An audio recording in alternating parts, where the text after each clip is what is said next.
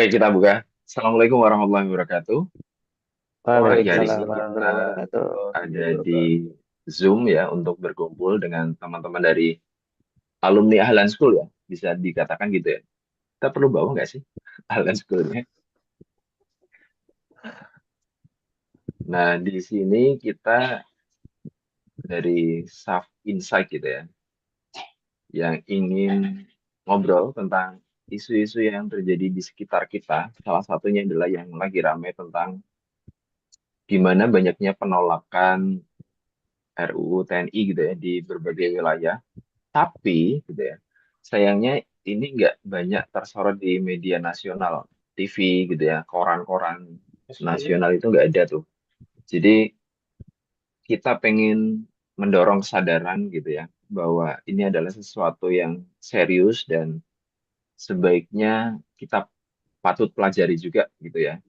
Jangan sampai ini nanti terjadi hal-hal buruk yang chaos gitu, yang kita sendiri kalau lihat situasi ekonomi belakangan gitu ya, dengan banyaknya kebijakan publik dari pemerintah, dari komunikasi publiknya pemerintah gitu ya, yang rasa-rasanya kok kurang berempati gitu ya dengan kondisi rakyat. Dan kita coba membangun kesadaran itu dengan ya di sini kita ngobrol gitu ya dari perspektif masing-masing. Di sini ada Kang Adi dari Kendari, Kang ya. Boleh Dari- menyapa dulu mungkin. Ya, halo teman-teman semua. Assalamualaikum warahmatullahi wabarakatuh. Waalaikumsalam. Oke, Kang Adi ini tertarik dengan isu teknologi gitu ya dan pemberdayaan masyarakat. Nah, Benar. mungkin bisa diceritakan dulu juga gimana sih mengikuti isu terkait dengan RUU TNI ini yang sudah berjalan selama beberapa minggu ini ya. Silakan, Kang. Oke. Ya, jadi ada satu hashtag yang cukup populer belakangan ini, yaitu hashtag kabur aja dulu. Ya, jadi hashtag kabur aja dulu tuh em, untuk di kalangan profesi saya ya, khususnya di IT, itu cukup populer karena kita tuh bisa keluar negeri, maksudnya bekerja di luar tapi kita tetap di Indonesia kayak gitu. Ataupun kita memang keluar ya work from office juga ya di luar juga. Nah sebenarnya adanya hashtag kabur aja dulu itu karena saking nggak nyamannya ya sama adanya banyaknya kebijakan-kebijakan yang cukup dalam tanda kutip aneh sih maksudnya di negeri ini kayak gitu sih. Jadi kita kayaknya lebih memilih untuk ya mending ke negara tetangga atau ke negara sebelah gitu. Nah, salah satu kebijakan yang mungkin kita anggap ya itu kenapa ada, yaitu salah satunya mungkin adalah RUU TNI ya, RUU TNI ini. Nah, sebagaimana yang kita tahu, salah satu yang menjadi em, apa namanya pain point di RUU TNI itu adanya dui fungsi ya, adanya dui fungsi, khususnya dui fungsi pada ABRI kayak gitu atau militer. Ini kan suatu ketakutan ya sebenarnya bagi masyarakat Indonesia, khususnya masyarakat yang sudah pernah mengalaminya, apalagi di tahun sebelum reformasi. Nah, ini kan sebuah ketakutan ya kalau misalnya ini terjadi lagi di mana terjadi kekeosan si militer itu memimpin juga ranah-ranah sipil kayak gitu kan kurang lebih. Nah, ini menjadi suatu isu yang menarik sih dan emang kita harus perjuangkan juga jangan sampai ini terjadi karena ibaratnya kalau ini terjadi berarti kita jatuh di lubang yang sama sih kayak gitu. Jadi makanya ya ini bakal menjadi satu topik yang menarik buat kita bahas sih. Kayak gitu sih Kang Fatun.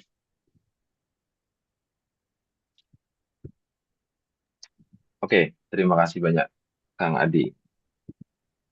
Ya, kalau isunya teknologi pasti kayak terasa lebih mudah gitu ya orang-orang untuk kita kan bisa kerja di mana aja gitu ya, tanpa harus terikat dengan wilayah atau batas-batas yang mungkin bagi sebagian orang itu masih terasa, oh sekarang ada ya kerja yang di luar negeri gitu ya, atau tetap di rumah aja tapi bisa dapat dolar gitu.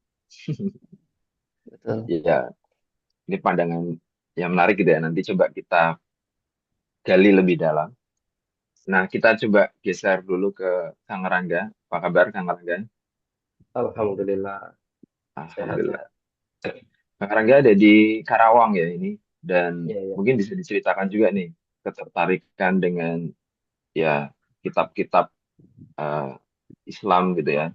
Nanti coba akan disampaikan juga gimana sih kisah-kisah dari zaman Rasul gitu ya. Gimana seorang Rasul pun jadi seorang panglima perang sekaligus pemimpin negara. Tapi kita coba tanya dulu nih, apa yang bikin Kang Rangga itu tertarik dengan isu RUU TNI yang banyak ditolak oleh orang Indonesia nih? Oke, kalau dari Anies sendiri itu sebetulnya eh, ngelihat dulu apa yang terjadi di lapangan gitu ya. Karena kan Anies juga nggak terlalu ngikutin banget. Tapi ketika sesuatu terjadi di lapangan berarti kan ada penyebabnya gitu. Nah, tarik mundur. Jadi kayak, oh ada demonya tentang apa nih gitu kan? Apa yang sedang isu yang diangkat gitu kan? Berarti eh, ada yang tidak benar nih kalau misalnya sudah turun masa aksi gitu kan. Nah dari situ Anda ngelihat, oh penolakan RUU TNI gitu kan.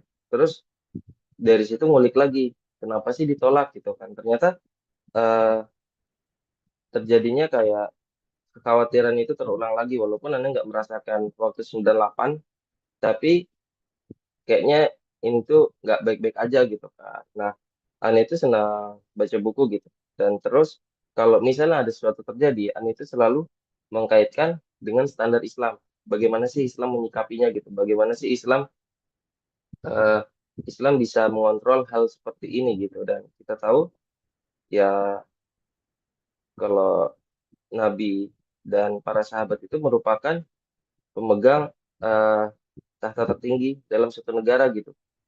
Sekalipun kepala negara gitu kan, sekalipun pemimpin perang gitu kan, ya mungkin juga pemimpin bagi dirinya sendiri atau di keluarga dan sebagainya itu bisa kok gitu kan. Aneh melihatnya seperti itu gitu ya. Jadi bagaimana sih sebetulnya hal ini bisa disikapi dalam sudut pandang Islam gitu kalau dari Aneh pribadi sih. Jadi gitu. Jadi lebih kayak terjadi apa, Aneh coba compare gitu. Oh mungkin penyelesaiannya seperti ini. Karena mungkin eh, banyak yang nggak tahu atau secara keilmuan mungkin Anda juga kurang. Tapi kan penyelesaiannya itu secara umum terus gitu. Maksudnya sudut pandang padahal kita mayoritas Muslim. Tapi kenapa sih kita nggak coba menyelesaikan dengan cara yang digunakan Islam gitu. Nah, oleh karena itu Anda tertarik setiap ada sesuatu yang dibahas atau yang lagi tren, Anda cari lagi bagaimana Rasulullah dan para sahabat itu menyelesaikan perkara-perkara yang seperti ini. Kalau dari Anda sih seperti itu. Oke, Masya Allah, ini sudut pandang yang nanti bisa jadi penyeimbang gitu ya antara duniawi dan akhirat. Oke, kita nanti coba perdalam lebih lanjut, tapi kita coba geser lagi ke Kang Fadil. Apa kabar, Kang Fadil? Berada di mana ini? Seorang lagi pegiat literasi. lagi cililin dan sebenarnya eh ya mungkin saya cuma cuma tambahan bumbu aja ya buat teman-teman di sini karena Loh, ngerasanya bumbu penyedap itu justru penting nih. karena sebenarnya kalau dibilang mewakili warga kebanyakan warga yang demo itu kalau dilihat di media sosial ya beritanya nggak semasif itu tapi mereka benar-benar turun demo gitu meskipun kalau bilang jumlahnya mungkin nggak sebanyak itu dari jumlah penduduk di satu kota atau mungkin di jumlah mahasiswanya pun mereka yang turun nggak cuma sedikit ya tapi kan sampai turun dan mungkin tidak dibiayai tidak ada di belakangnya berarti kan mereka punya keresahan yang sama gitu dan terima kasih pada mahasiswa-mahasiswa yang sudah turun demo mewakili keresahan-keresahan kita yang belum bisa turun kali ya. Orang mungkin yang kita juga belum tahu isunya jadi tahu dan mungkin lain sebagainya. Karena eh, kita itu demo kalau ada hal yang kurang sesuai ya. Kalau pemerintahnya baik-baik saja dan sehat-sehat saja ngapain demo juga ya. Apalagi pas Ramadan gitu ya. Capek gitu kan, mending tidur gitu kan, mending istirahat gitu. Tapi mereka Ramadan pas lagi mungkin banyak yang puasa juga masih tetap demo. Itu luar biasa sih sebenarnya. Menarik banget sih keresahannya sampai bisa menggerakkan segitu.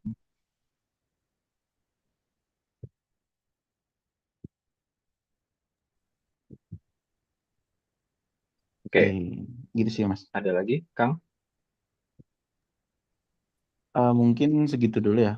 Kalau ngelihat proses demo yang dituntutnya juga, karena kalau ngelihat aku juga jarang punya koneksi ke tentara ya, ke TNI.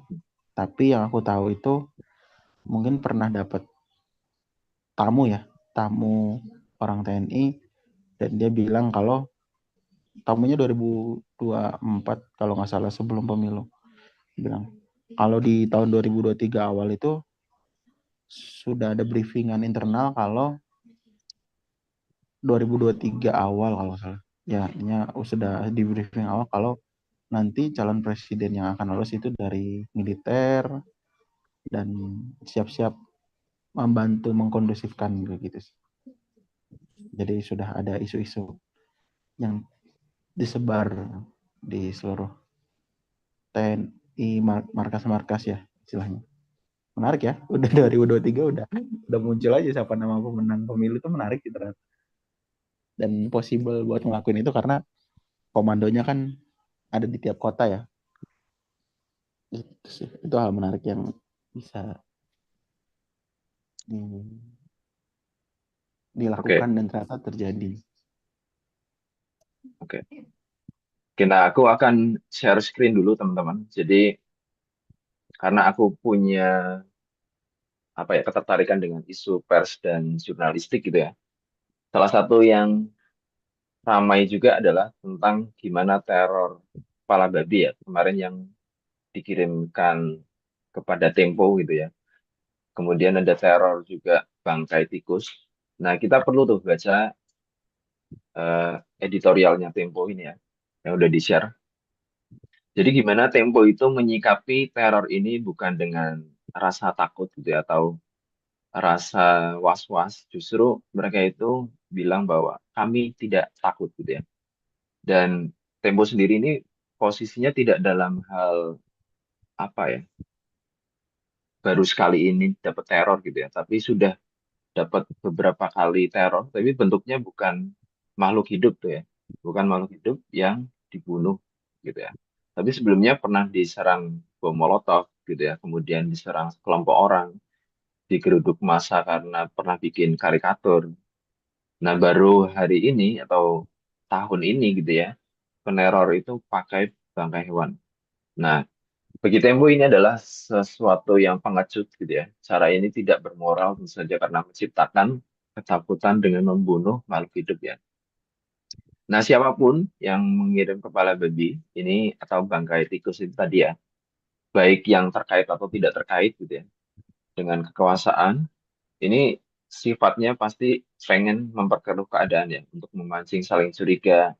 Apakah wartawan ini kerjanya hanya bikin apa ya ramai aja gitu ya.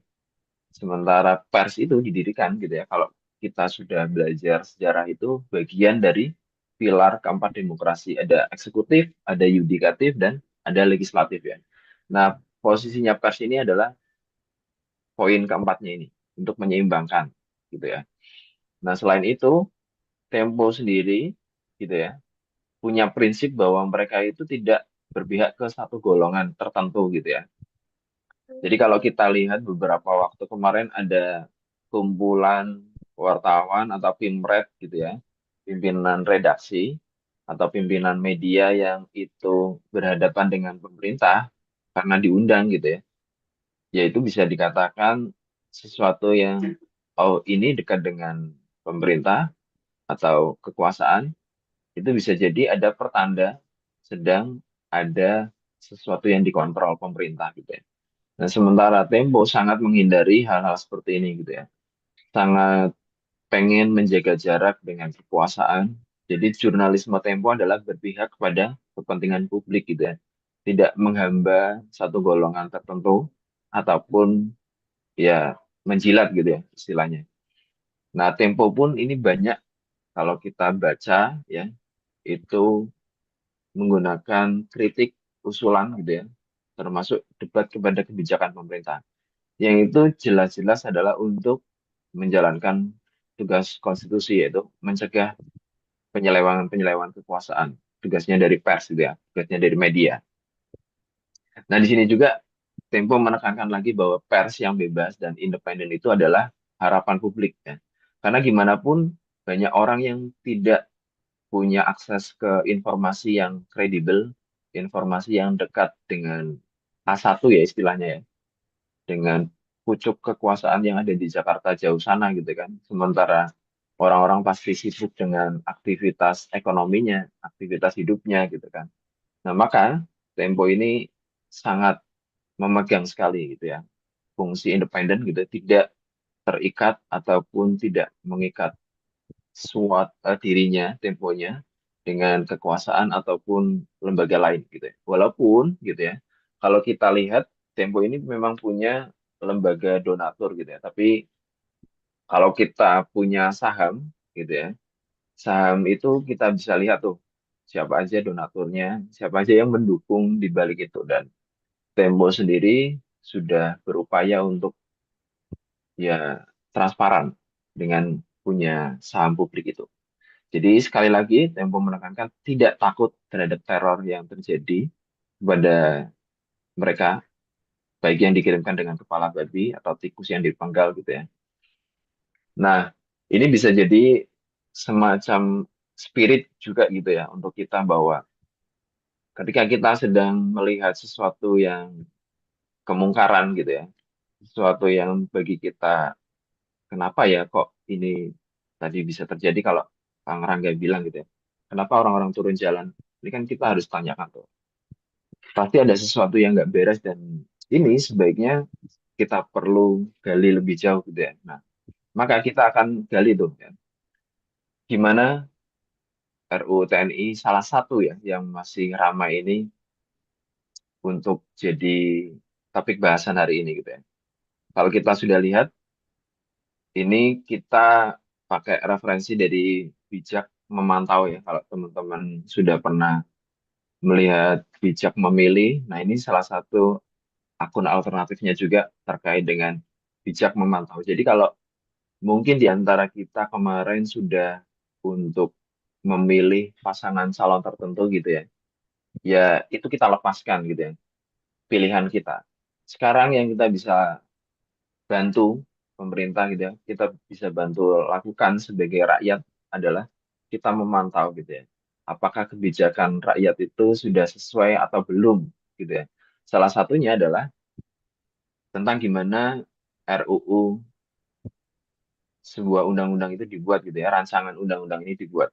Pastinya tidak ujuk-ujuk dari pemerintah atau dari DPR aja gitu ya. Pasti ada keinginan dua lembaga ini bersama-sama.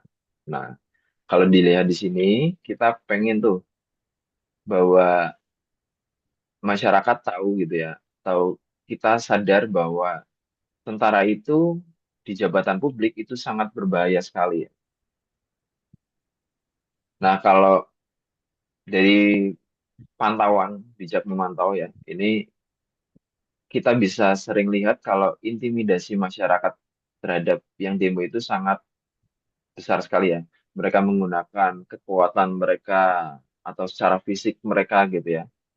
Kemudian kita juga beberapa kali lihat juga aparat juga menggunakan gas air mata gitu ya. Padahal kita sendiri maksudnya ya untuk menyampaikan pendapat gitu ya. Kalaupun ada teman-teman yang pakai batu karena karena ada teman-teman yang bilang tuh ya misalnya kita udah menyampaikan ide tapi ternyata nggak ada yang menanggapi atau coba nemui ke para demonstran ya akhirnya kita harus melawan juga dengan batu gitu kan akhirnya.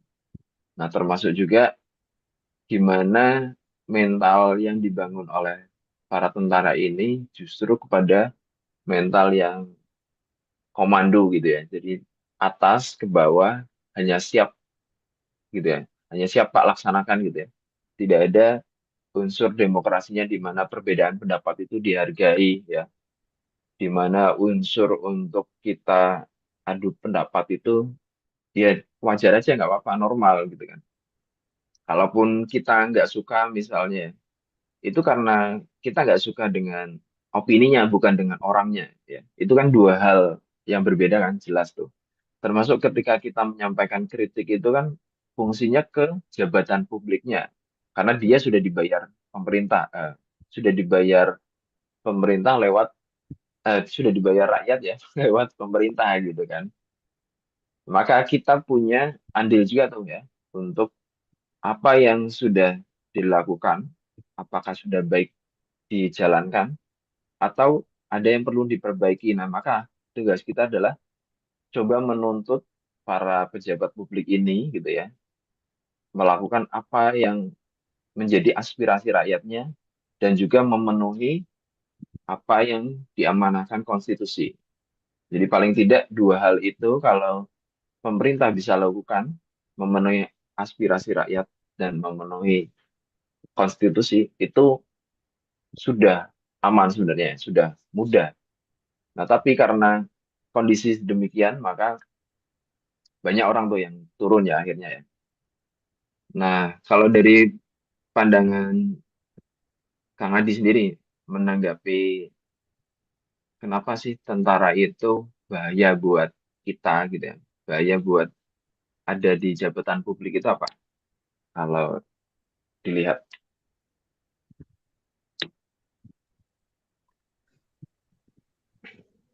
Ya, sebenarnya kurang lebih emang ini udah cukup menggambarkan ya seberapa bahayanya ketika militer itu justru menguasai posisi-posisi sipil yang ada saat ini ya, entah jadi pejabat publik ataupun menjadi bagian-bagian sipil yang memegang kekuasaan kayak gitu. Nah, tapi yang perlu di-highlight di sini sebenarnya karena adanya sistem yang berbeda ya sebenarnya antara sistem di militer sama sistem di sipil. Yang dimana kalau di militer sendiri ya benar tadi pakai mental komando ya. Yang dimana pasti setiap arahan atasan karena itu bersifat hierarkis ya rata-rata kalau militer tuh dari atas ke bawah apa perintah atasan ya pasti itu dilakukan. Nah, dan itu cukup menentang, cukup ini ya, maksudnya bertolak belakang dengan demokrasi gitu, di mana demokrasi itu kan mengambil aspirasi masyarakat ya, mengambil aspirasi masyarakat. Nah, ini bahayanya ketika ini terjadi, semisal ada suatu aturan nih yang ditetapkan oleh si militer tersebut, kemudian nanti ada penolakan nih dari masyarakat atau berupa kritik ya, kritik terhadap aturan baru tersebut. Nah, itu bisa dianggap sebagai pembangkangan kayak gitu.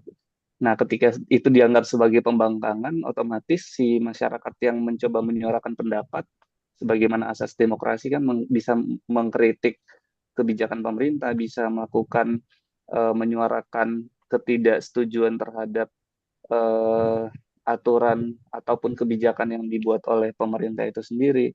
Nah, itu bisa jadi dibatasin kayak gitu. Dibatasin atau bahkan tadi dianggap sebagai pembangkangan, pelanggaran, dan akhirnya diintimidasi kayak gitu. Itu sih cukup ini ya, cukup apa namanya? Cukup bahaya juga sebenarnya kalau misalnya itu benar-benar terjadi. Ya, yang pasti hak-hak demokratif kita yang emang harusnya bisa disuarakan itu bakal lebih terbatas dan kekuasaan bakal lebih banyak diambil alih oleh si militer itu sendiri. Kayak gitu sih Kang Fatoni.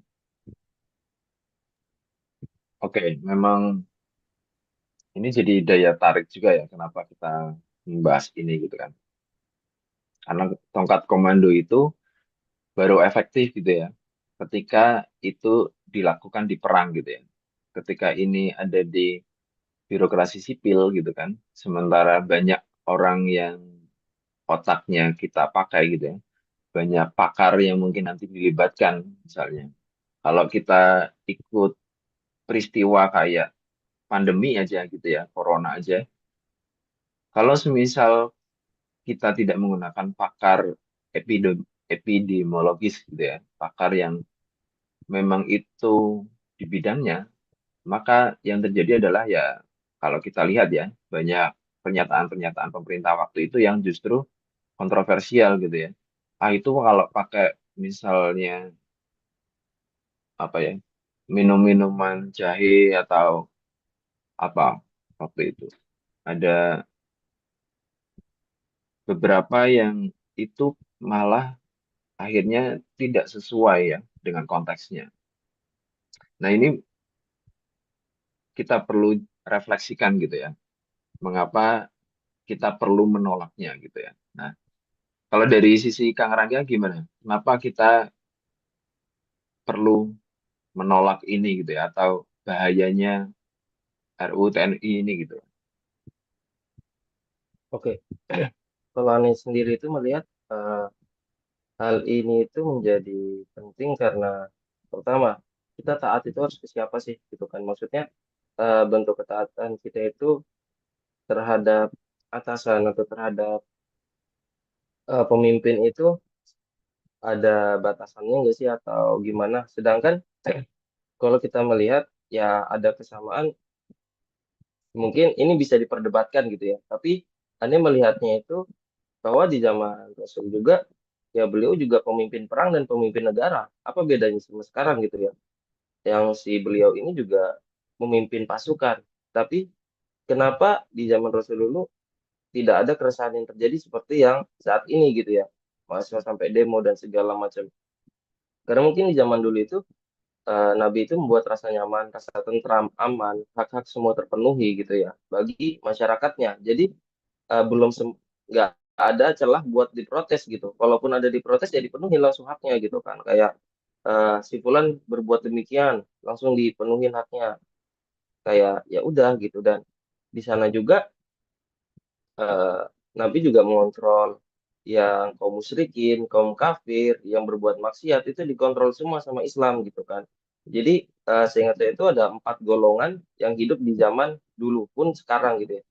Yaitu orang-orang yang kafir gitu, orang-orang musyrik, orang-orang yang berbuat maksiat, dan Islam yang mendominasi gitu kan. Jadi kita juga sudah melihat mayoritas Islam gitu, tapi kenapa Islam nggak bisa ditegakkan gitu ya? Dan ketaatan kita terhadap pemimpin itu sudah pernah dikatakan oleh Abu Bakar gitu.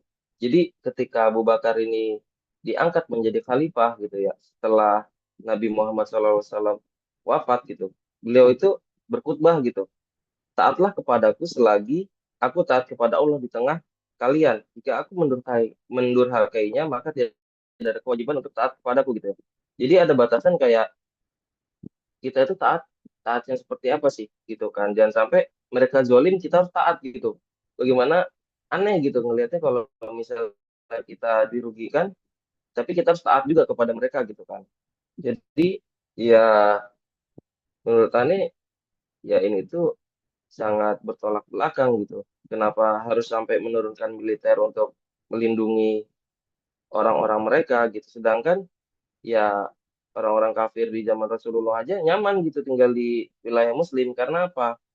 Ya Nabi sudah tawarkan Islam gitu kan. Tapi kalau masih menolak ya bayar jizyah. Jizyah itu apa? Pajak yang diberikan kepada non-Muslim yang tinggal di wilayah Islam gitu kan. Untuk apa?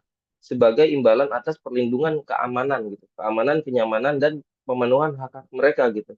Bahkan sampai ya di dalamnya itu semua dilindungi oleh negara gitu kan.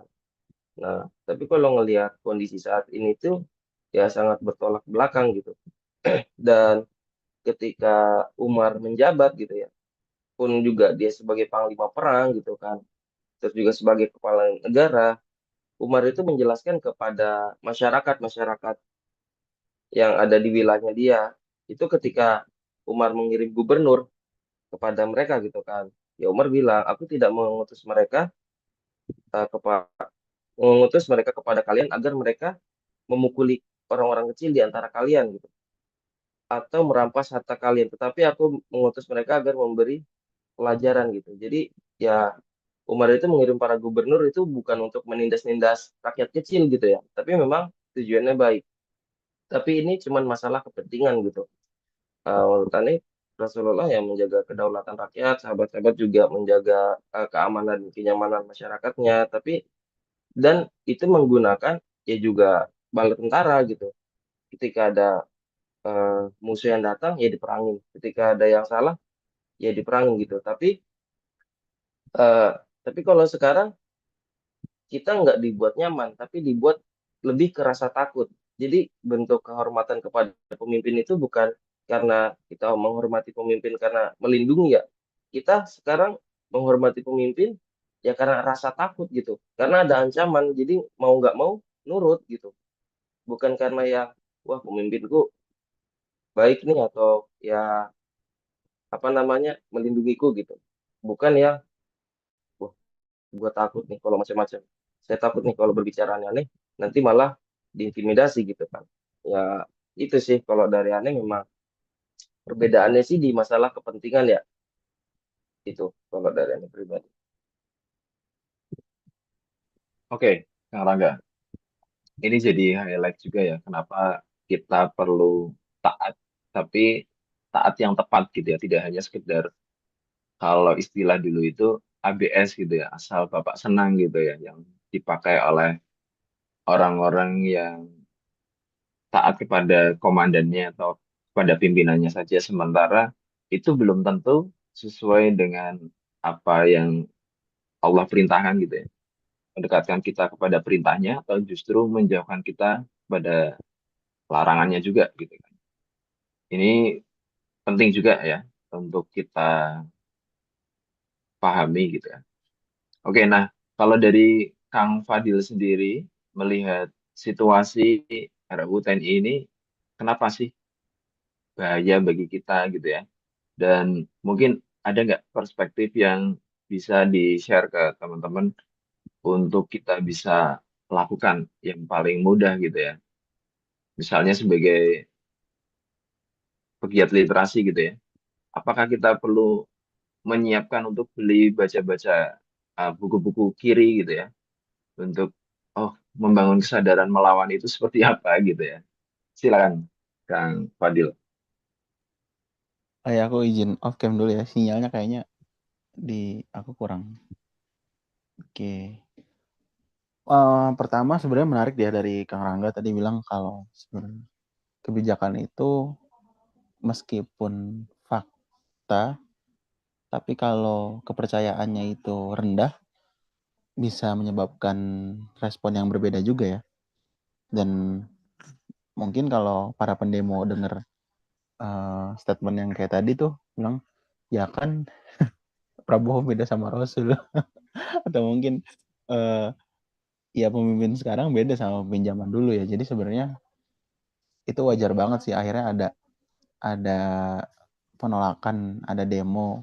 Karena kalau ngelihat Indonesia tahun zaman-zaman Soeharto ya, itu cukup banyak juga hal yang tidak tidak kondusif ya, dalam artian tadi ketika dui fungsi ABRI itu berjalan, mungkin teman-teman bisa baca beberapa fakta sampai kalau dibilang tahun 98 yang HP itu masih jarang-jarang, mahasiswa bisa berkumpul menduduki gedung DPR itu kan sebuah hal yang nggak mudah ya. Jadi meskipun dibilang kondisinya separah apa sih sampai mahasiswa bisa bergerak sebanyak itu gitu, dan emang berarti parah banget kan ya. sampai mungkin istilahnya banyak hal-hal yang karena kita nggak ngerasain belum tentu kita harus nyobain juga gitu.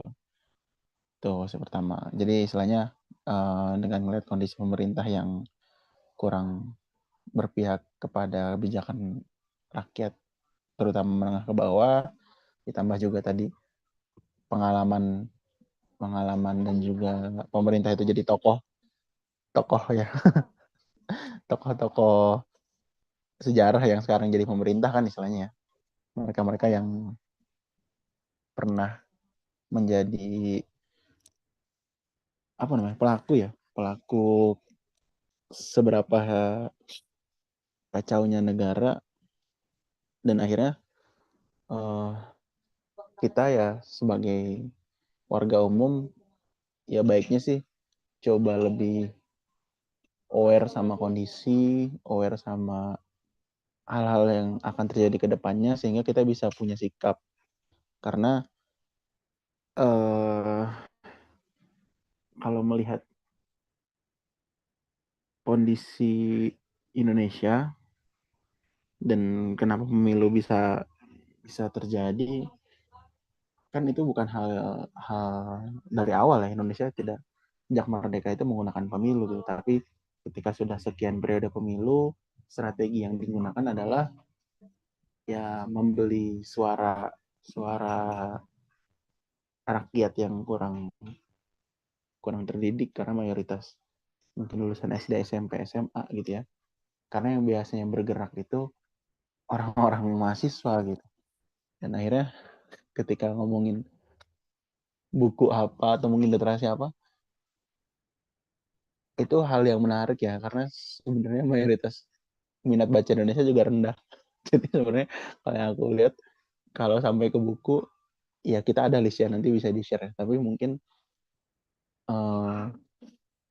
minimal kita coba lebih bijak menyikapi berita, mencari media-media yang emang punya integritas seperti Tempo dan lain-lain. Karena dari sana kita bisa aware kondisi yang terjadi. Karena kalau ngelihat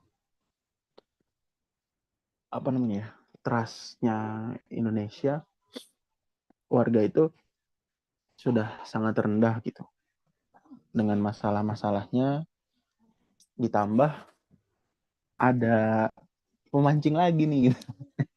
di fungsi ABRI atau Undang-Undang TNI yang baru itu kan jadinya memicu.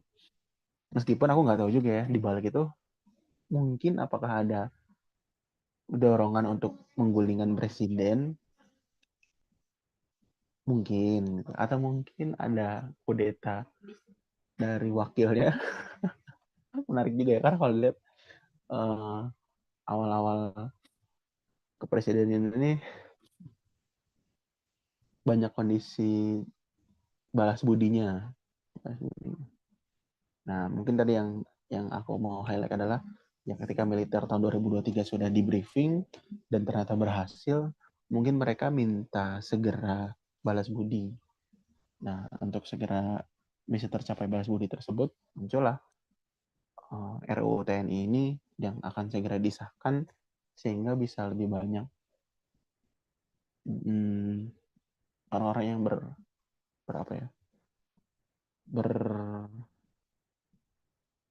orang-orang yang berjasa ketika pemilu kemarin itu bisa mendapatkan balas budi yang mungkin istilahnya yang dijanjikan gitu. Aku ngeliatnya itu sih.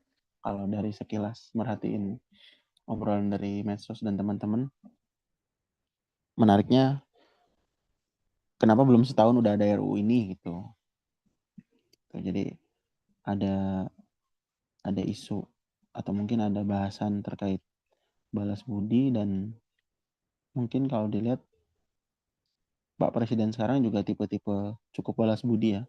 Karena di awal melihat komposisi menterinya warna-warni seperti koalisinya yang cukup banyak, dari mulai tokoh-tokoh yang sebenarnya mungkin kurang disebut profesional ya, ditambah kabinetnya yang besar. Akhirnya aku ngerasa oh ya mungkin ini juga dalam rangka balas budi terhadap bantuan pemenangan pemilu. Aku ngeliatnya itu sih.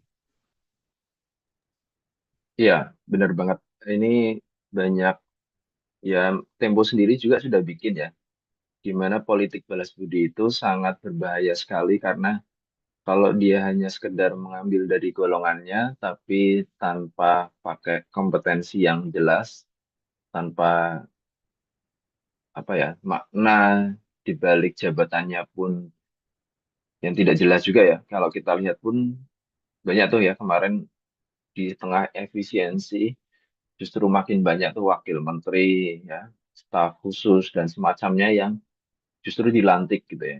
yang itu menciderai unsur efisiensinya itu sendiri lah. Ngapain ada efisiensi tapi kenyataannya nambah pejabat gitu kan. Kenapa kalau efisiensi nggak justru memangkas jabatannya gitu kan. Ya udah yang memang penting-penting aja yang mau dipakai kan justru itu yang harusnya menjadi ya pola pikir normal lah ya. Jadi orang memandangnya oh ini beneran efisiensi, tidak hanya efisiensi untuk ya kalangan tertentu aja gitu ya, yang memang bagi dia masih cukup untuk dihandle dia pakai gitu. Nah ini yang agaknya berbahaya gitu ya, karena hanya sepihak gitu ya, sementara pihak yang lain dianggapnya nggak perlu tuh efisiensi gitu ya. Oke, nah kita lanjut coba lihat eh, seorang pakar gitu ya dari Imparsial namanya Al Araf. Jadi beliau ini mengkritik tiga RUU di DPR yang seharusnya tidak perlu dibahas dan beliau menyampaikan kritiknya ini durasinya pendek. Semoga ini bisa jadi referensi untuk kita bisa menyikapi gitu ya. Kita dengan Menurut saya tetap percaya apa yang disampaikan oleh Yuval, bahwa di dalam negara demokrasi, Anda memberi kewenangan yang tinggi tanpa pengawasan yang lemah, maka terjadi penyimpangan, maka terjadi korupsi, maka terjadi penyalahgunaan, maka demokrasi tidak sehat, maka negara hukum pasti rusak. Realitas sekarang kewenangannya tanpa RU yang ada aja, sekarang kewenangan di dalam RUU TNI, di dalam Undang TNI, Undang-Undang Kejaksaan itu udah tinggi. Tapi kita pengawasannya lemah. Komisi Kejaksaan, Komisi Yudisial, Komisi Kepolisian Nasional, Komnas HAM, dan komisi-komisi lainnya nggak punya otoritas untuk mengkoreksi. Mereka hanya menjadi keranjang sampah. Ada hakim nakal lapor Komisi Yudisial, masyarakatnya ya udah banyak banget datanya masih jontar bisa. Tapi apa? Nggak punya daya. Ada Kompolnas juga sama, Komnas HAM juga sama. Jadi di Indonesia ini kewenangan ditingkatkan, pengawasan lemah sehingga negara hukum dan demokrasi tidak berjalan dengan baik. Dalam konteks itu menurut saya yang kita butuhkan hari ini bukan memberikan penguatan kewenangan, tapi membangun pengawasan publik, membangun masyarakat yang sadar, masyarakat yang berpartisipasi di dalam mengkoreksi kebijakan negara. Slide penutup next terakhir. Karena itu saya setuju dengan aksi Indonesia Gelap yang terus melakukan penolakan terhadap RUU TNI, RUU Polri dan Kejaksaan karena substansinya bermasalah bagi kebebasan demokrasi di Indonesia. Terima kasih. Selamat siang.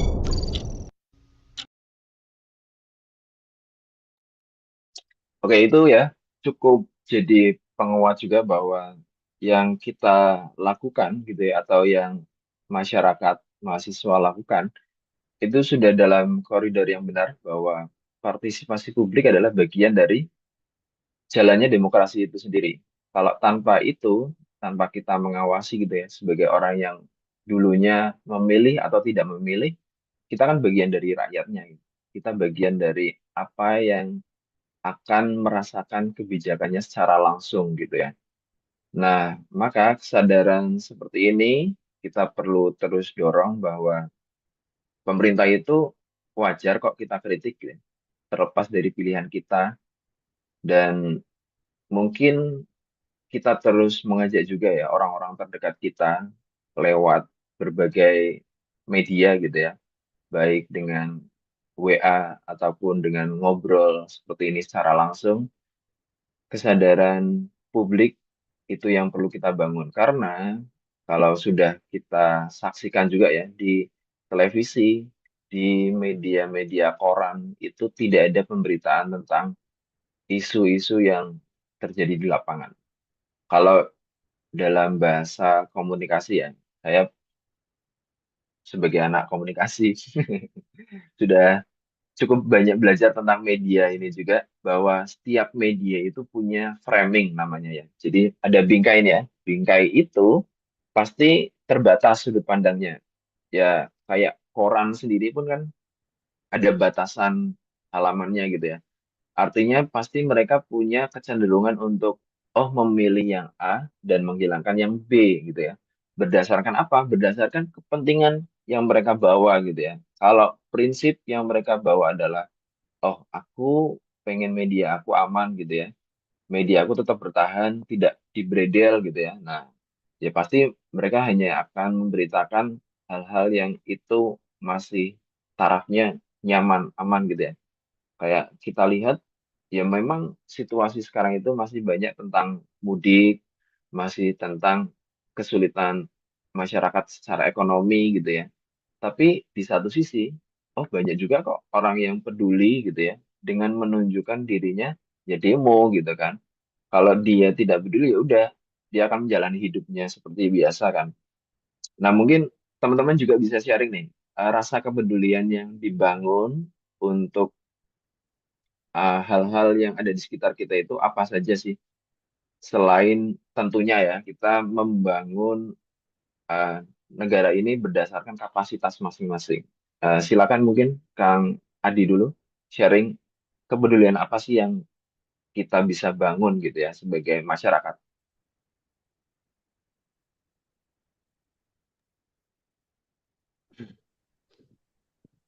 Ini maksudnya konteksnya tadi kepedulian terhadap kebijakan yang ada atau kepedulian terhadap apa kan? Kebijakan pemerintah ya bisa. Ya, sebenarnya dari kepedulian itu ya kita sebagai masyarakat yang pastinya sebagaimana ini ya sebisa mungkin kita bisa lebih aware terhadap dampak dari si kebijakan itu sendiri sih. Yang pastinya kembali lagi ya itu harus pro rakyat kayak gitu sih. Nah, kalau kita melihat tadi yang video barusan itu terkait sama pengawasan ya, itu saya setuju juga sih sebenarnya. Jadi ketika si militer itu naik di posisi sipil, itu pengawasannya bakal lebih lemah. Kenapa? Karena untuk sekarang aja nih pejabat sipil aja yang sekarang yang benar-benar diawasi oleh berbagai sektor mulai dari DPR, LSM kan, kemudian pers, itu kan udah cukup banyak ya KPK. Itu aja dengan sebanyak sektor yang mengawasi pejabat sipil yang sekarang aja masih banyak yang lolos gitu ya. Lolos dengan pelanggaran-pelanggaran yang ada. Apalagi ketika militer yang menduduki posisi sipil gitu. Yang dimana mereka kalau militer itu kan pengawasannya itu lebih tertutup ya, hierarkinya tertutup, lebih ke arah si militer itu sendiri. Kalau mereka ada pelanggaran pun juga bukan persidangan umum kayak gitu, tapi ada yang namanya persidangan militer. Itu kan jauh lebih terbatas ya, sehingga masyarakat pun yang mau ikut mengambil apa namanya melakukan kritik itu bahkan jauh lebih terbatas kayak gitu sih. Jadi ya sebisa mungkin sih upaya kita yang bisa kita lakukan bagaimana kita memperjuangkan agar eh, kebijakan-kebijakan yang ada, khususnya ya berkaitan sama RUU TNI juga ini merupakan kebijakan yang pro sama rakyat kayak gitu, yang tidak mensengsarakan rakyat. Kayak gitu sih, Kang Fatun. Oke, terima kasih Kang Adi. Memang highlight-nya ya kebijakan pemerintah itu harus pro rakyat gitu ya. Karena bagaimanapun rakyat itu tidak bisa bersandar kemana gitu kan. Karena yang mereka miliki ya pasti pemerintah gitu kan. Untuk keseharian hidup-hidupnya gitu ya. Keseharian apa yang mereka lakukan dari sisi ekonomi, sosial gitu ya. Dari misalnya kayak penegakan hukum, rasa aman gitu ya. Termasuk kalau kita lihat pun banyak investor yang pengen masuk, pengen gitu ya. Tapi nggak jadi karena unsur hukumnya ya atau pintu-pintu untuk mendapatkan apa yang mereka butuhkan itu justru dipersulit gitu ya. Banyaknya pungutan-pungutan yang justru itu membuat secara usaha itu tidak efektif, malah cenderung merugikan ya. Kok setiap tahun muncul surat gitu ya, silakan kirimkan bingkisan gitu ya. Itu ya oke sih kalau secara sosial kita mau memberikan gitu ya, tapi kan bukan dalam hal kayak kesannya dipaksa ya kalau kita dapat surat semacam itu yang Nominalnya oh dipatok. ya, nah ya apalagi dipatok ya setiap orang sekian ribu gitu ya, dan misalnya satu orang satu LSM atau instansi itu berapa orang gitu kan, itu wah banyak sekali sih pastinya ya. Itu baru satu orang yang datang gitu ya, belum beberapa yang lain yang datang gitu. Kayaknya belum dapat untung udah boncos dulu. Ya, oke. Itu dari Kang Adi. Nah, kalau dari Kang Rangga, ada nggak sih kepedulian yang kita sebagai masyarakat gitu ya, baik dari ini yang sudah disahkan oleh pemerintah ya lewat RUU ataupun kebijakan pemerintah yang lain itu ada nggak yang kita bisa lakukan gitu ya?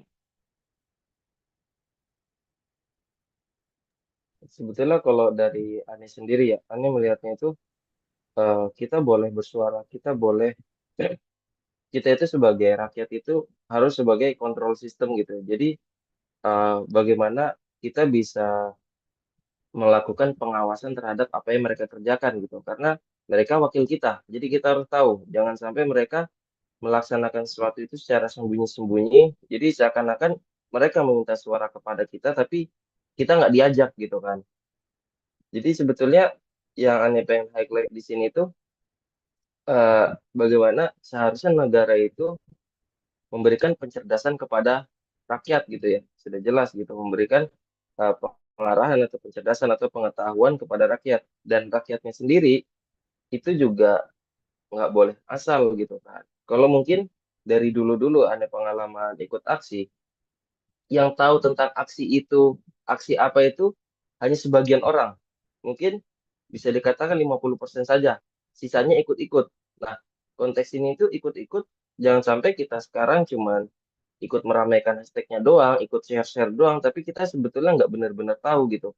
Jadi kita juga, sisi lain juga peran kita sebagai seorang intelektual gitu ya, mungkin yang pernah belajar dan segala macam itu mencerdaskan orang lain. Jangan sampai eh, mereka itu tunggu kena dulu baru sadar. Sedangkan kita sudah peringatinnya itu dari entah kapan gitu kan. Jangan sampai mereka-mereka yang nggak merasakan zaman kelam di masa lalu itu tunggu merasakan dulu baru ikut aksi. Jadi jangan sampai sudah terjadi dulu. Mungkin sekarang sudah terjadi tapi masih awal-awal gitu ya. Nah, jangan sampai mereka itu kayak, wah dampaknya benar-benar baru kerasa itu tahun depan, misal kayak gitu ya, baru ikut aksi. Jadi pencerdasan itu kita lakukan sekarang. Kenapa juga kita bisa kumpul ada di sini, itu kan bagian dari pencerdasan gitu ya. Dan salah satu hal yang penting juga tuh, kita itu juga harus tahu kita, siapa yang memimpin kita gitu. Jadi mungkin eh, orang-orang banyak yang nggak tahu siapa sih pemimpin kita, backgroundnya apa dan segala macam. Dalam ke pemilihan pemimpin kita harus tahu siapa yang kita pilih gitu kan. Jangan asal terima-terima aja wah aku pilih ya karena aku nggak tahu. Banyak yang merasa kayak aku cuma pilih-pilih doang. Aku nggak tahu karena alasan apa aku milih gitu kan. Bahkan sudah dijelaskan salah satu hadis Rasulullah yang diriwayatkan oleh Al-Bukhari. Rasulullah berkata, jika amanat disia-siakan, maka tunggulah kehancurannya. Baru ada sahabat yang bertanya, bagaimana menyia-nyiakannya gitu kan. Beliau menjawab, jika urusan diserahkan kepada yang bukan ahlinya, maka tunggulah saat kehancurannya gitu kan. Itu sudah jelas hadisnya gitu. Tapi tolak ukur ahli atau tidak ahli itu kan masih abu-abu. Apakah dia kompeten atau tidak kompeten gitu ya. Tapi kan kita bisa mempelajari gitu. Itu tuh bukan yang mutlak, tapi kan itu bisa kita cari tahu informasinya.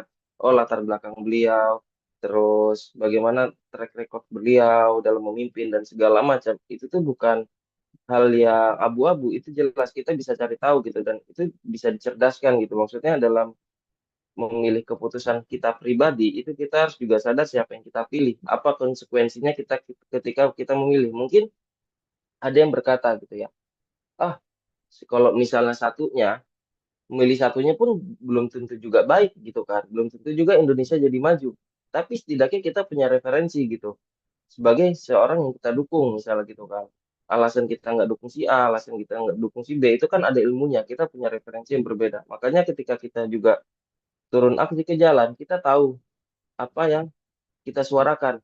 Mungkin sebagian besar, Anda pernah lihat cuplikan video, ada sekelompok orang yang mengatakan, kami mendukung RUU TNI gitu kan. Kami mendukung RUU TNI sampai mereka buat banner panjang dan segala macam, mereka buat kelompok gitu. Kami mendukung RUU TNI. Pas ditanya sama wartawan, alasan apa kalian mendukung? Nggak tahu.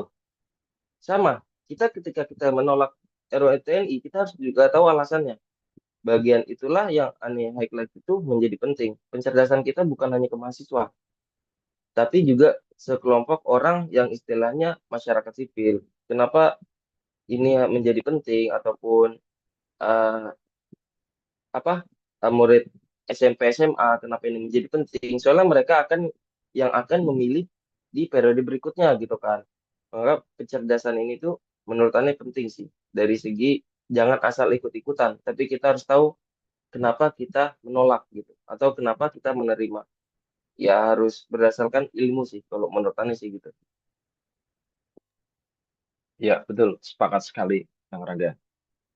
Jadi banyak sekali emang teman-teman yang mungkin sepakat atau tidak sepakat, tapi dia nggak tahu value apa yang dibawa gitu ya. Kayak semalam pun yang aku lihat ya dari videonya ini, Escape Raymond Shin, kalau udah lihat, di situ ada tentang percakapan dengan Anies Baswedan, dan di situ disebutkan kalau ini yang kita perlukan itu sebenarnya adalah peran pendidikan yang rata dulu gitu ya. Nah, kalau pendidikannya sudah rata, kayak kita lihat tuh ya, misalnya pendidikan yang ada di tingkat SD gitu ya, yang ada di kota atau kabupaten kita aja, dengan bangku SMP, ya, dengan bangku SMA, itu disebutkan Anies Baswedan emang sama gitu kan di tiap daerah kita. Sama sama nggak kalau menurut teman-teman? Enggak ya. Kayaknya rata-rata paling banyak biasanya di SD kayaknya ya. Nah, maka ini memang peran pemerintah gitu ya, yang perannya untuk membuat kebijakan gimana untuk menaruh anggaran pendidikan itu sebagai prioritas yang utama gitu ya. Sementara kalau kita lihat ya, ada potongan gambar yang sempat viral itu ya. Jadi di rapat itu disebutkan kalau pendidikan itu jadi prioritas pendukung, sementara kayak ketahanan pangan gitu ya, itu jadi prioritas utama. Ya oke lah, misalnya orang-orang Indonesia itu masih kebanyakan kesulitan makan. Tapi kalau kita akhirnya meletakkan gitu ya, pendidikan itu sebagai yang utama, itu ya ibaratnya kita memberi pancing gitu ya. Daripada kita memberikan kailnya, kita memberikan pancingannya gitu kan. Nah, hal-hal ini yang kayaknya memang secara pola pikir gitu ya dari pemerintah itu kita belum dapatkan poin-poin seperti ini. Oke, ini menarik ya teman-teman untuk jadi referensi kita juga bahwa apa sih yang jadi prioritasnya pemerintah itu kita perlu cek juga gitu ya. Kita perlu pelajari, jangan sampai kita nggak tahu gitu ya. Nah, ini aku coba share ya prioritasnya pemerintah yang sempat ramai ya dibagikan. Salah satunya adalah ini ketahanan pangan, ketahanan energi, perumahan ya, bahkan sampai ke pertahanan keamanan. Ya. Ini rasa-rasanya kita perlu pertanyakan juga ya, pertahanan keamanan itu kenapa jadi peran posisi prioritas utama ya. Padahal kita tidak dalam kondisi perang gitu ya, tidak dalam kondisi darurat sesuatu hal yang urgent gitu kan. Tapi ini jadikan prioritas utama. Sementara yang harusnya jadi prioritas utama ya, kayak pendidikan dan kesehatan ini justru ada di prioritas pendukung.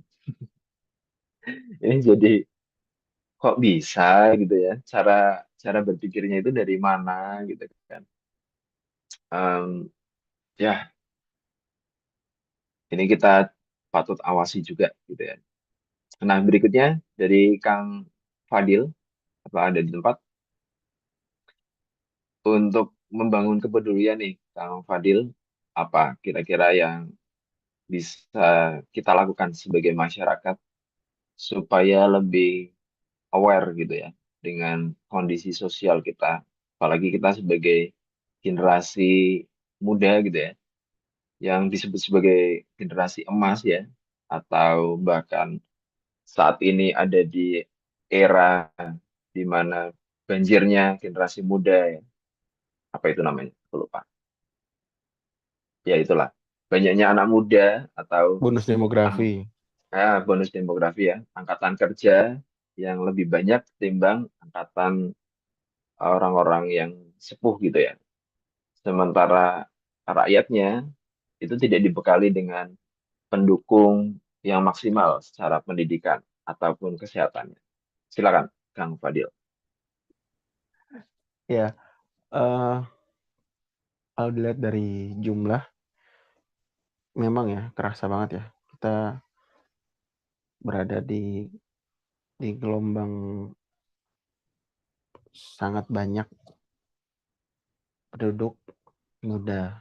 Tapi benar kata Kang Rangga tadi, seakan-akan dibuat yang muda-muda ini tidak punya pemahaman, tidak punya jati diri, tidak tahu alasan-alasan yang cukup fundamental.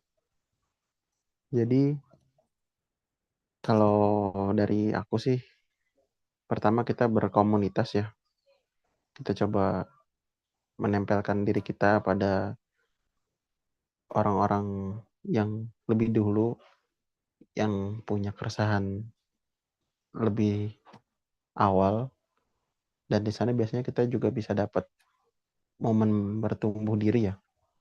Ketika kita ikut komunitas, biasanya di grupnya ada aja tuh yang nge-share info-info yang kalau kita ngeh, itu info yang cuma di-share di grup itu loh.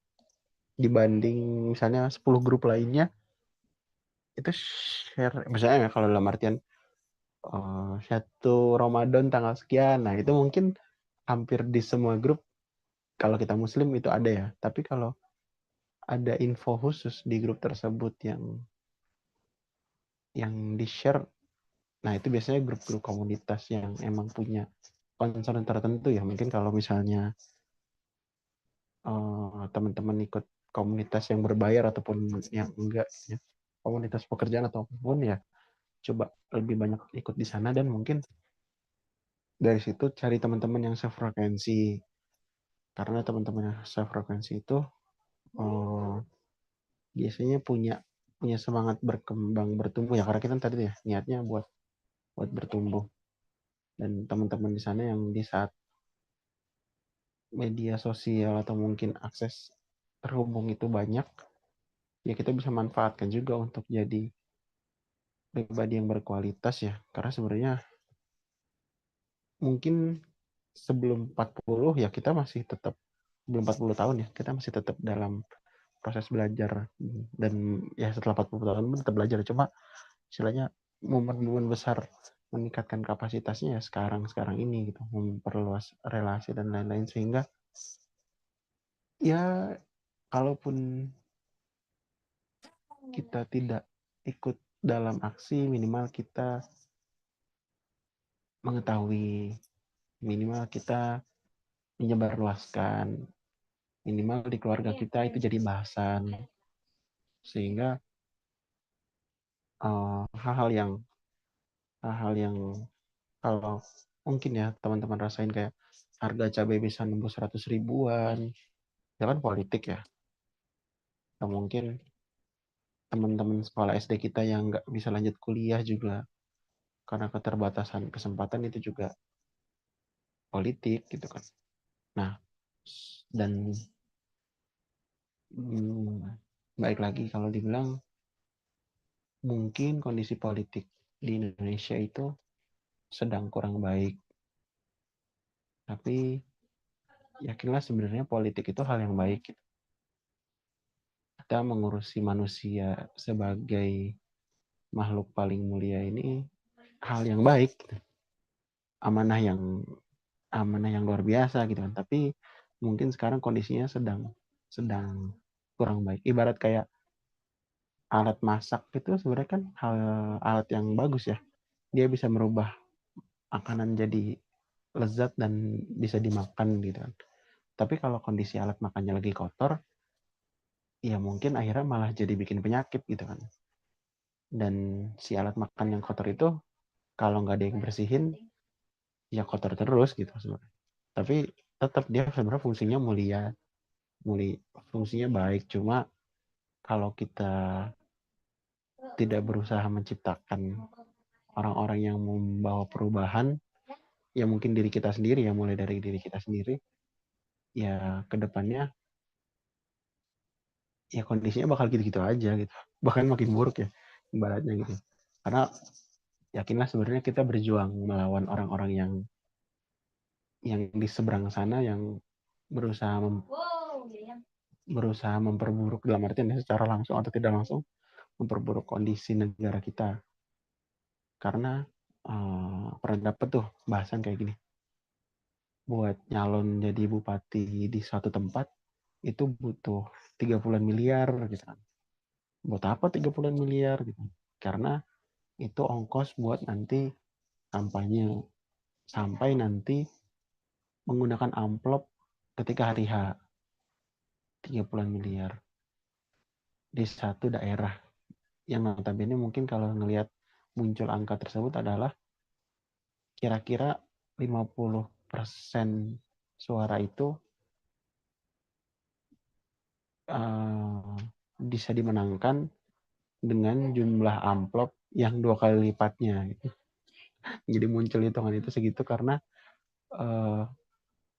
sebenarnya kita butuh sekian ratus ribu amplop biar bisa menang pemilu di situ. Dan itu menarik kayak, oh ternyata mayoritas warga tuh bisa dibeli suaranya ya, karena mereka juga nggak ngeh buat apa sih pemilu gitu kan, atau mungkin sejauh apa sih efek dampaknya ke hidup mereka gitu.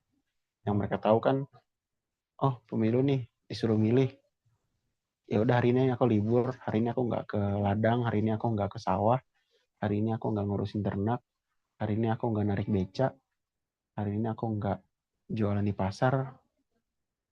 Yang kalau aku nggak kerja berarti kan harus ada yang gantiin pemasukan aku sehari itu gitu. Ya ibaratnya mereka dapat sehari 50.000, ada yang ganti nih, lu nggak usah kerja hari ini, lu dapat 50.000, berangkat ke sana nyoblos ini gitu.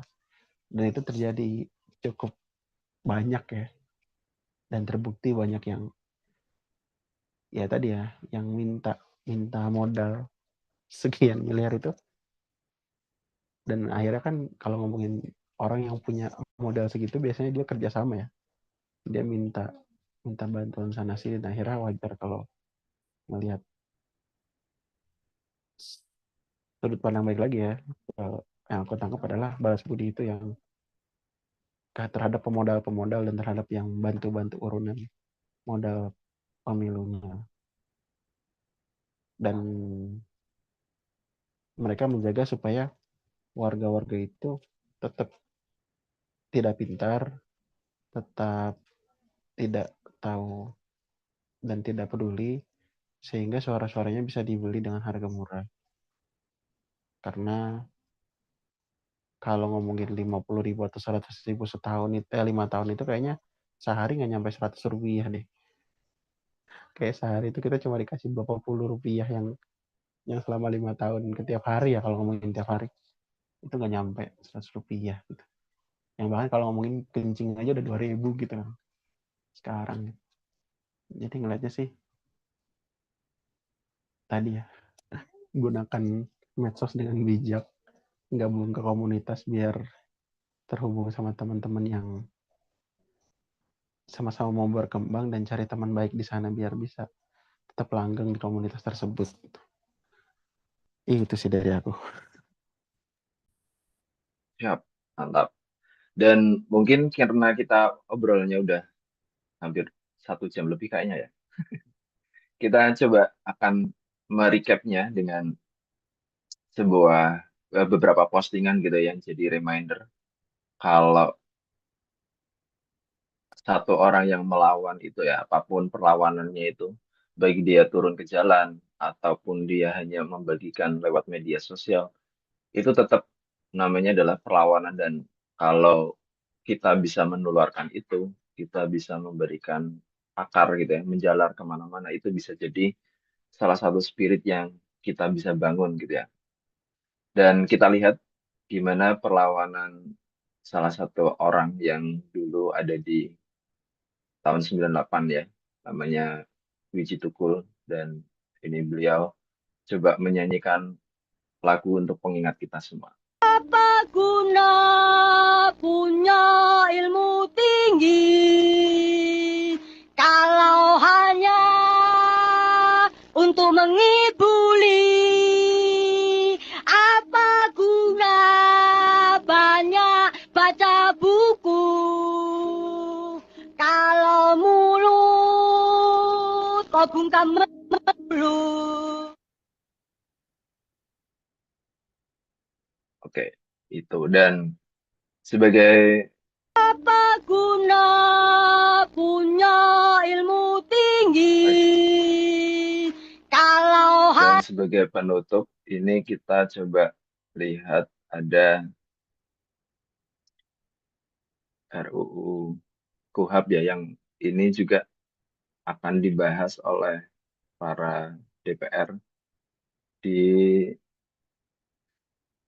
beberapa pekan ke depan. Mungkin kita akan lihat juga ya, DPR itu akan membahas KUHP yang itu poin-poinnya seperti yang sudah teman-teman bisa lihat, ada kasus penghinaan presiden ya, kemudian ada gimana mengatur advokat, gimana mengatur kejaksaan, bahkan sampai ke kamera CCTV. Nah, ini memang kita perlu pelajari lagi gitu ya. Ini masih rancangan tentu saja, dan kita bisa berikan opini atau pendapat kita ya, gimana untuk hal-hal seperti ini kita perlu pertimbangan apakah ini penting atau ini justru merugikan kita sebagai rakyat gitu. Mungkin itu saja dari saya. Dari teman-teman mungkin ada yang mau ditambahkan? Silakan.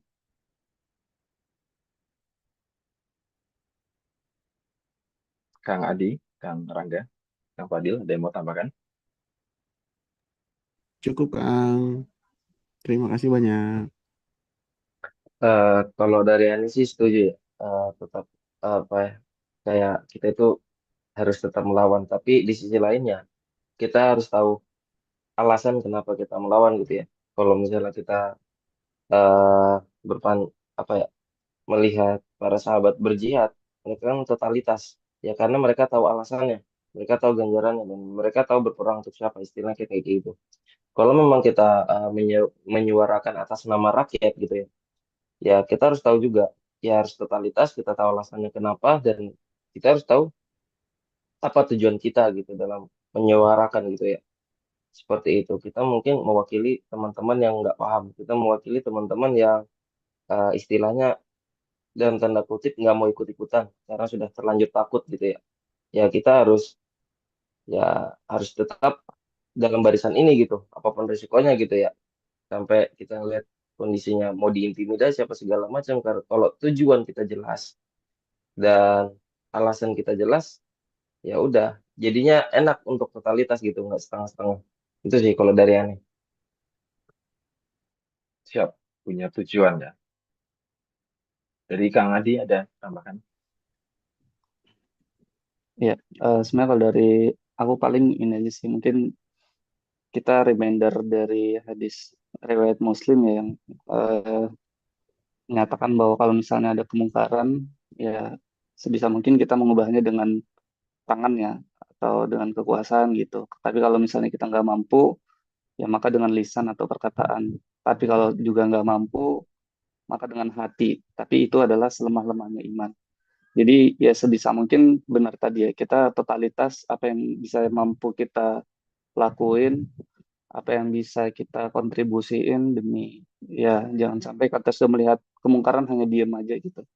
Ya semoga ini bisa menjadi jalan untuk ya bisa memberikan itu ya apa namanya ketenangan ataupun memberikan edukasi ke diri sendiri sih khususnya, dan plus bonus kalau bisa mengedukasi teman-teman yang lain juga.